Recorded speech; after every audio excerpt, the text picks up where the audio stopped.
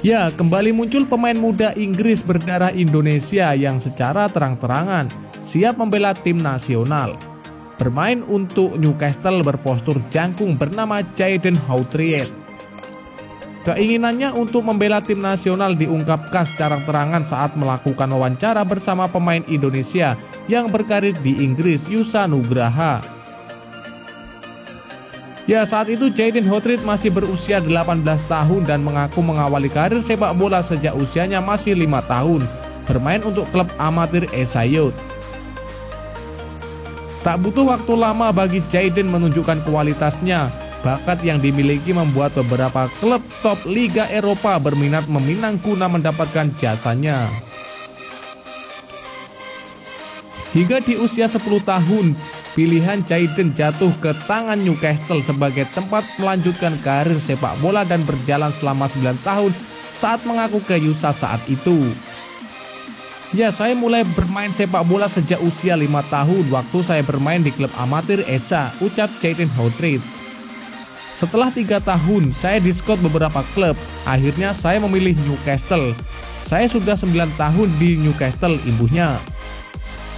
Meski memiliki tinggi hingga 189 cm, Jayden mengaku Yusa bahwa ia berposisi sebagai striker dan juga bisa bermain di posisi gelandang bertahan. Ya, gelandang bertahan, tapi sebelumnya saya pernah menjadi penyerang. Beberapa musim ini saya bermain sebagai gelandang bertahan, ujar Jayden Houtriet. Saya pikir itu terjadi secara otomatis, karena dari striker aku gantikan untuk bermain di nomor 10. Dari situ saya dimainkan di banyak posisi, imbuhnya. Keturunan Indonesia yang ada di dalam darah Jayden berasal dari orang tua sang ibu yang tak lain adalah kakek neneknya yang lahir di Indonesia. Menurut Jayden, sang kakek berasal dari Jakarta dan neneknya berasal dari Manado. Ia juga mengaku belum pernah mengunjungi Indonesia sebelumnya. Ya, mama saya berasal dari Indonesia. Mamaku nggak lahir dari Indonesia, tapi orang tua mamaku, opa dan oma lahir di Indonesia, kata Jayden. Opaku dari Jakarta dan omaku dari Manado. Saya belum pernah ke Indonesia. Mungkin tempat pertama yang ingin saya kunjungi adalah asal opa dan omaku, yakni Jakarta dan Manado, imbuhnya.